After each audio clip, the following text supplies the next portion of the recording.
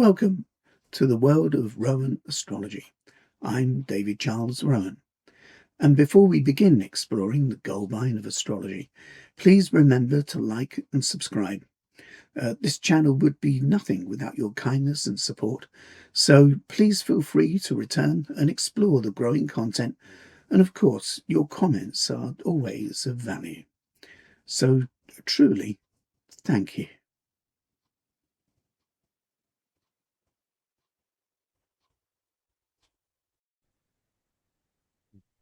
This video is an astrological perspective on the Makerfield by-election ahead of the by-election. So we'll see if it's possible to look at Labour and Reform and see if there's any indication of who might win.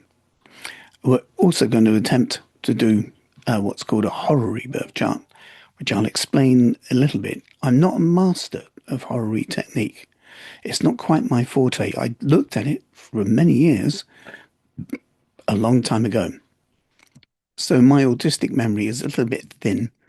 I'm quite sure that an experienced horary practitioner would look at my attempt to look at horary and find issue with it, but we'll give it a go, right? Because we haven't got that long to wait before we find out, did it land well or was I way off the mark?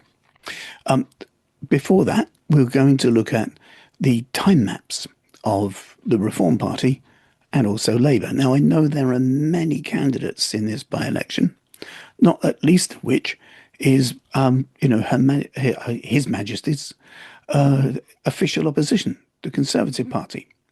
But the foreign-owned British press and subsequent media and algorithmic echo voices keep telling us that there are only two parties of any worth our time, and that's Labour and Reform, and it's somehow a battle of the two. Interestingly, one of the things that the fringe parties say a lot is that this is the end of two-party politics, and here we are looking at a contest between two key players. Which isn't the end of two-party politics when you think about it, is it? It's just the same old thing. Maybe there's something about the human psyche or collective consciousness of Great Britain where we actually feel more comfortable dealing with a battle between two things, because a multitude of things is just too much to kind of get your head around. That might have something to do with it, the way that we keep compressing information, rather than dealing with detail. That might be a complex thing worthy of many videos of their own. But first, we're dealing with this.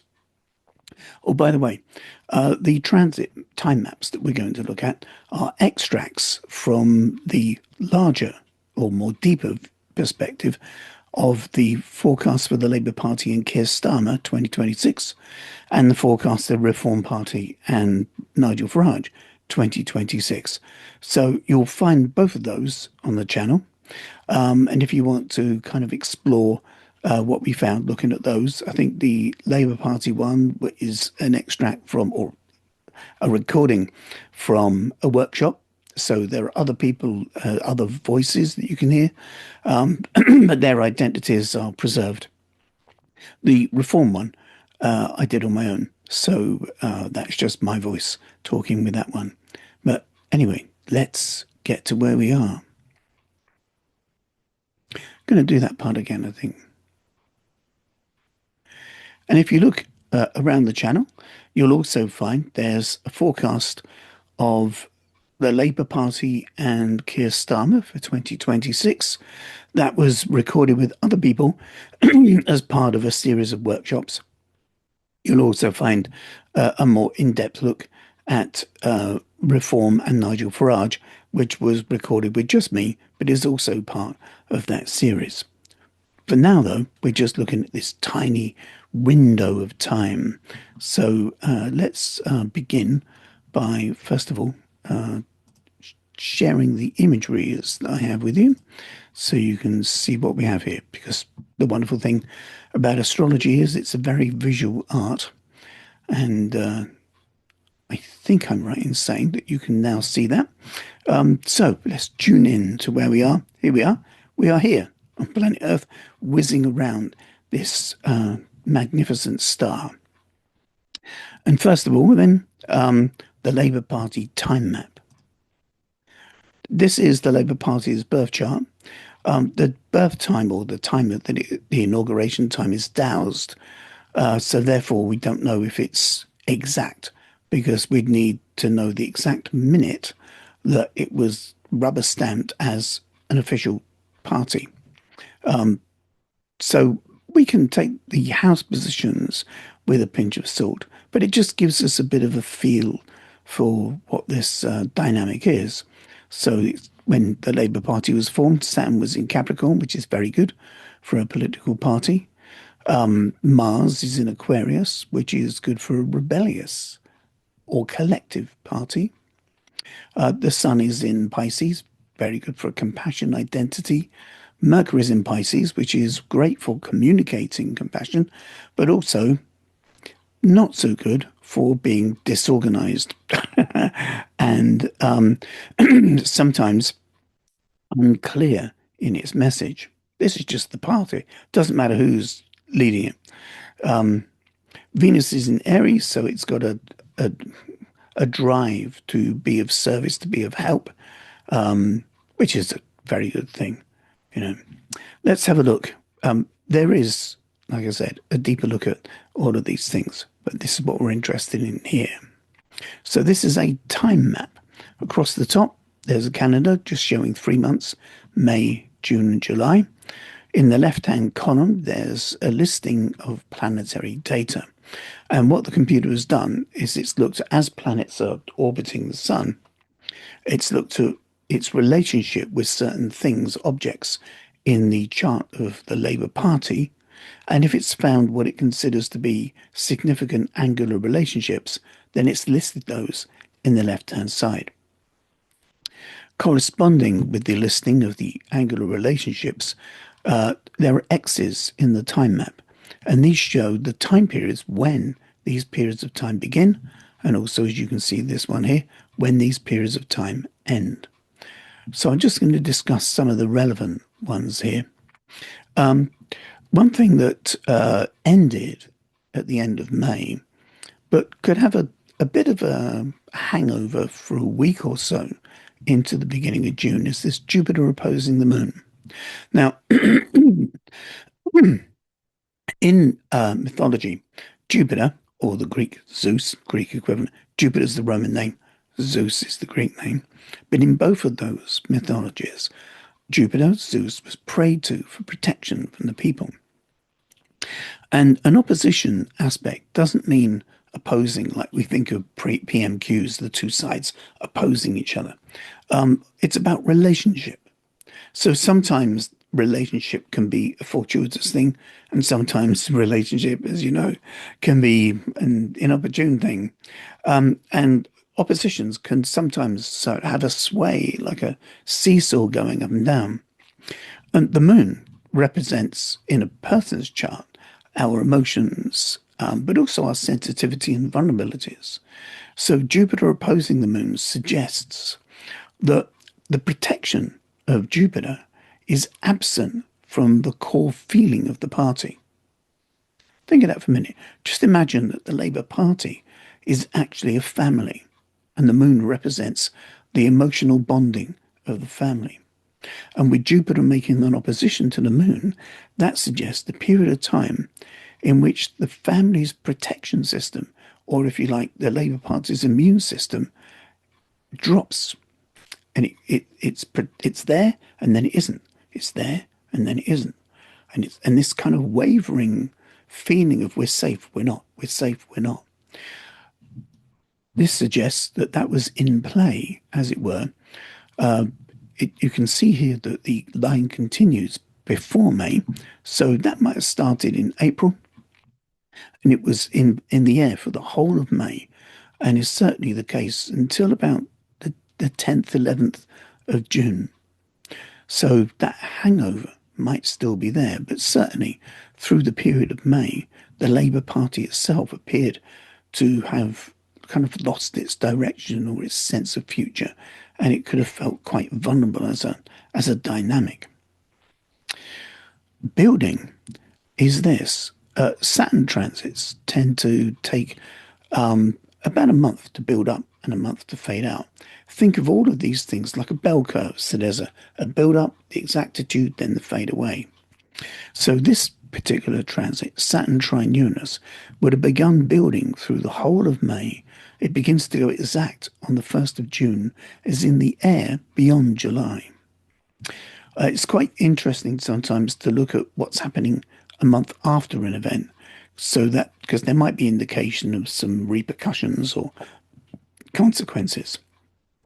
Now, Saturn is a planet of that represents crystallization, substance, when something is sound, when something has gravitas.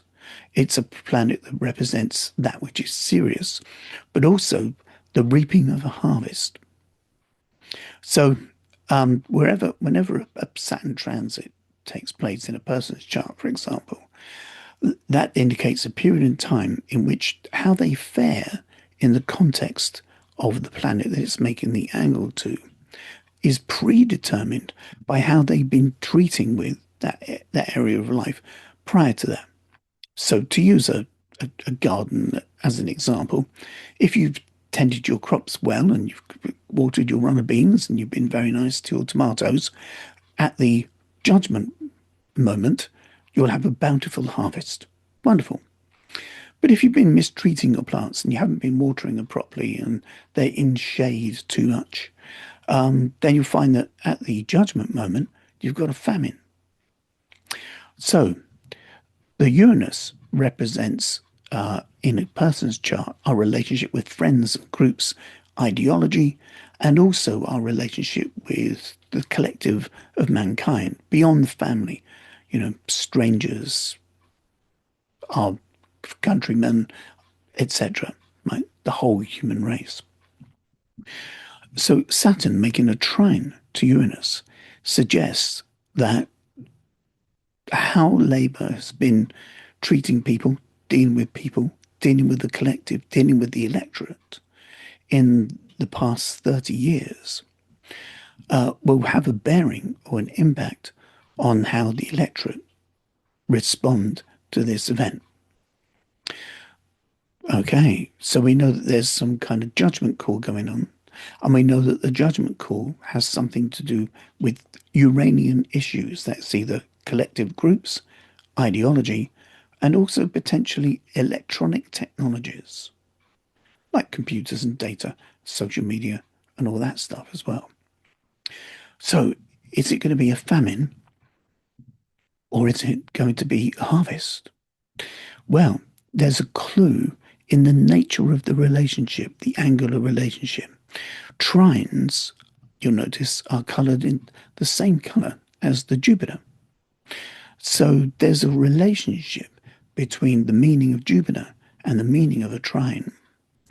This suggests that the judgment call will be that it fares well. And that's not just through June, it's also rolling on into July and beyond that. It must be remembered that this is not a judgment call about Farage or Starmer or Badenoch or Red Davey or Belansky. This is a judgment call about a party. This is not America. We don't have presidents. When we vote, unless you're in the leader's constituency, you can't vote for Keir Starmer unless you live in that district. You can't vote for Farage unless you live in that district. You can vote for the party because we have a party political system, not a presidency. I know the media, etc., give the impression that we are America, but we're not. And it's very important to remember that. Know your house. Know well the house you live in. And if you're a British citizen, I would expect you to know British history and understand the British political system, because that's part of what it is to be here. And if you don't know about all that stuff, Google it and have a look. Anyway, yes, so this looks like it could fare well for Labour There's a trine to the path of fortune. This suggests that for the first, or the last week of June and the first couple of weeks of July, Labour could have some kind of uplift. There could be quite a good vibe. So far, it's okay. But then there's this as well. Saturn is also making what we call a sextile aspect, another harmonious aspect, to Labour's Pluto. And this suggests that there's a steadying of its power. Now, by power, I don't mean tyrannical, authoritarian. To be empowered means that if you want a glass of water, you can reach out and pick up your glass, right? If you want an apple, you can reach up and get an apple from a tree. To be empowered in life, right? So Pluto represents our core sense of power, but also how we deal with issues of powerlessness. And so Saturn's sextile, the Labour Party's Pluto, suggests that building from the middle of June, which is, if you look at this date, the 18th of July, so a month before that is the 18th of June, which is the date of the election. So from the 18th of June, climbing upwards like a something rising is a sense that Labour have somehow begun to steady the ship to be able to have substance in their sense of power. And that begins to become substantially observational and felt, if you like, from the 18th of July rolling forwards into the summer. If you want to see how long the whole process is, check out the video about the Labour Party's forecast for 2026. Okay, but this is only one part of a story, right? This is just looking at the story of this bit. We need to look at another bit. So this is the birth chart or the chart of reform. Again, it's a Dow's birth time. So I have no way of verifying the time. So we have to ignore the house positions. But that means that we can look at the planets in signs and get some inference about what they might be about. One thing that strikes me first was the fact that there's 1, 2, 3 planets in Capricorn when they began, 2 in Aquarius, and there's Mars down here in Aries. These are all interesting because Capricorn, if you like, is a sign of politics itself. The structure of a country is its economy and political system, its infrastructure. The structure of your body is your skeletal frame and your skin. If you don't have those, you're a puddle, right? So, for the amount of people that say smash the system, we've got to get rid of the system. Life organizes itself into systems. That's what organisms do. So if you got rid of Westminster, etc., what would happen is that there would be feudal barons and gang lords. These would become kingdoms, and then there'd be a hero that unites the kingdom, probably burning cakes along the way. And the next thing you know, you've got a Magna Carta and a parliament again. So, there's no point in smashing the system because it just creates centuries of chaos for no reason. What's much better is to actually just improve the system you got and update it as technologies update. Yes. Anyway, we're having the reform's got the Sun and Saturn and Pluto in Capricorn, which is interesting because it suggests that it identifies itself as a political party. Now, whether or not it can withstand political scrutiny is another matter, because Pluto in Capricorn could suggest that it fears judgment as a unified group. The reform family, as it were, the party itself could like attacking that which is on the outside, but have a real problem with having the light of illumination shining inwards. Pluto, as a planet, represents power through privacy, concealment. So there could be some subterfuge or underhand tactics. That's a possibility. Saturn and Jupiter in Aquarius suggest that a part of its dynamic is to interact with the collective, the British psyche, as if it is a benefactor, of a humanitarian benefactor. which is part of the message it pushes out. It's a very clever NLP naming to use the word reform as the name of a party, because that lends itself really easily to phrases and catchphrases and sound bites. The NHS needs reform, the British industry needs reform, da da da da da da needs reform. It just rolls. It's a very clever piece of psychological language of manipulation. Very good persuasive stuff. Whoever they're paying to do their language stuff is good at it, right? And that's part of the thing. They're so good at it that they make a noise that's bigger than their size. And people go for it because they are bamboozled by it. Yes. Meanwhile, it has Mars in Aries that I mentioned. This is interesting because it suggests a few things. One is that it has no patience to deal with details or anything that it considers to be dull. Hence, remember Farage, its leader, telling the journalists that they were being boring because they were asking questions about detail. It also suggests that it can be aggressive as well, or violent, as well as being something pioneering and different. Every symbol in astrology has a polysemy, a range of meanings. There isn't just one meaning for one thing, it's multi-dynamic. Neptune in Pisces suggests that it could be confused or a huge disappointment. It could also be divinely ordained as well. Yes. But this Neptune is opposing the moon in Virgo, you see here. Yes. Now, that moon would have been around this degree all of that day. So an opposition can be plus or minus 8 degrees. So that opposition would have been in play for the whole of the day. So although we haven't got the exact time, by the way, I got the date for this from the date that it was rubber stamped by the Electoral Commission.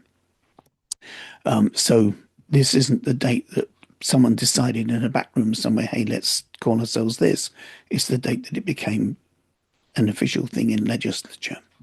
And Neptune opposing the moon suggests that although it likes to be organized, it can be incredibly disorganized. And that disorganization and chaos could be the undoing of its sense of presence, which is interesting. Let's have a look and see what happens in June. Well, this is busier. Uranus is Neptune, is sextile, reforms Jupiter from the beginning of May all the way through this period of time, which suggests that its members have a sense of faith, which is a powerful thing, If you're of a New Age type disposition and you believe it's possible to manifest things or that the power of your will can cause things to happen, having a sense of faith is a very useful thing. It also means that one can potentially expose oneself to potential failure and disappointment. That's a possibility as well for the members. Jupiter is trine the part of fortune up until the 23rd of May. This suggests that there's a good vibe, there's a good feeling, but that good vibe and good feeling tails off. And by the beginning of June, it's not there anymore. Has reform's sense of presence become lackluster? Jupiter is opposing reform's Mercury. Right. This suggests that there's a lot of problems with communication, messages, messaging. You remember I mentioned about Jupiter, if you like, being like a protector on the immune system and an opposition going up and down like a seesaw. So Jupiter making opposition to reform's Mercury suggests there could be muddled or confused messagings, or even messages that cause disappointment. So some of the things I think that the reform candidate has said about women and things like this has caused great consternation, and has not done them any favors whatsoever at all. And that could be indicated by that. Uranus is trine their Saturn. This is good for them. This suggests that from the beginning of May all the way round for more than a year to the end of June 2027. Uranus trine their Saturn suggests that a part of their substance is that they have the ability to get large numbers of people on their side. Possibly, as I mentioned, Uranus can be associated with electronic technologies. So their aptitude or their skill with especially digital marketing could actually be very beneficial for them. So that's good for them. What isn't so good for them is this Pluto being opposed by Jupiter. Again, this suggests that their core power is in danger, if you like, and that their core power or the protection around their core power keeps going up and down. And that up and down process ends in the middle of June, just around the time of this by-election. So we'll see where that lands. Pluto is making a sextile to their Chiron. Chiron in mythology represents the wounded healer. So this suggests that they're in the middle of a very long process that extends beyond this 3 months. So it started sometime behind us and it will continue until sometime ahead. Pluto transits can last anywhere between a year to 2 or 3 years. So again, one would need to look at the longer term forecast to be able to see what's happening with that. Jupiter is making a square to Mars. This goes exact on the 24th of June, but it begins to build about a week or so before, which is, when would that be? Around, actually, starts 17th of June. So the election takes place in the middle of this transit or at the beginning of it. And Jupiter square Mars suggests again that that immune system has dropped completely because it's a square, which means it's challenged. And it could find that its power, if you like, its drive is challenged in some kind of way that seems to either cause the Reform Party to be annoyed, angry, disappointed, or depressed. So it could find itself in a battle and it hasn't got protection on its side. That doesn't bode well. Some of the other things we looked at do bode well, but that doesn't bode well. One has to be as objective as possible about things. Uranus, meanwhile, is trine reforms Jupiter. And that's rather cool. That begins to build at the beginning of June and suggests that they're, well, actually, is it cool or not? It suggests that for about a year, they could get a lot of assistance from data companies, digital marketing, the way that it uses social media, etc. That could benefit it in a big way. What might be tricky is that that sense of protection could switch into some sort of random mode where the party looks like it's riding high, then it's not, then it is, then it's not, then it's not, then it is. The one thing about unpredictability is that you can only predict that it's unpredictable. But that erraticism around its relationship with foreign affairs and things as well begins at the beginning of June and is in the air until the end of July 2027. This isn't so good. Saturn is square the Sun. Now, I've mentioned already that Saturn is like a harvest or a famine. It's a time period of judgment, as it were. A square, you might have inferred from this so far, squares represent challenges, things that are difficult. The Sun represents the identity of the self, or the conscious sense of identity anyway. The heart of the issue around which everything revolves, like the hub of a wheel or the star in a solar system, or the conductor of an orchestra. Many metaphors, But Saturn is square that. So this suggests that building from the beginning of June and then going exact on the 3rd of July and it'll be in play for a few months after, is a sense that there's something wrong. The harvest of the core identity of reform, what they're about, what they do, the face of reform, etc., is a thumbs down. And they could find themselves in a political famine. Leading after that, Jupiter, the planet of protection, etc., is opposing reform Saturn just for a couple of weeks in July, but that could suggest that they are in a precarious position. And then they've got Jupiter opposing Jupiter. So the sense of optimism could wobble in a big way. So it could well be that the outcome of the election with the Jupiter square Mars, the Saturn square the Sun, is so impactful that it causes the party to go into a navel gazing period and try to work out what it can do about that. Remember that while it's doing that and nurturing its bruises, it's also got the potential to be adept at using clever marketing and digital things with online tools.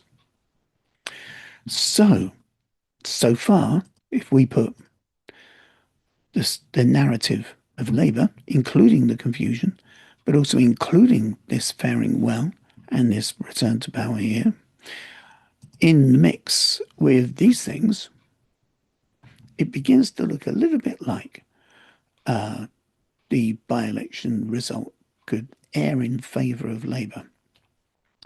But let's have a look at another thing. Now, I did a horary chart earlier. This is the horary. Will Labour win? You have to ask like a yes or no question. And so I asked it in that, I couched it like that. And what we have, just to explain the horary, is you'll notice that there are some planets missing. And also there are different aspects here as well. I've reconfigured this to the house system that would have been used by the Elizabethan astrologer William Lilly.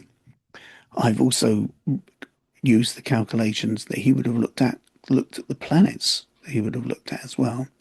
So it attributes orbs to the planets instead of the aspects, and it only looks at planets that can be seen with the naked eye and the parts of a chart that an Elizabethan astrologer would have used, just to get as close as possible to kind of the spirit of William Lilly when you're doing this, to hopefully be able to land on an answer, because this is couched as a yes or no, right? Now, in horary astrology, the sign that's rising represents the questioner. The sign that's the issue of the question is the answer. So, with Libra rising, Libra is ruled by Venus. That suggests that Venus represents the questioner, which in this case was me. The answer, there's two ways of seeing the answer. One way of seeing the answer is to look at the house of the question under concern. Another way of looking at the answer is to look at the house that's opposite the questioner. So we'll look at both, just to see what the story of both of them are like, right? First of all, the questioner.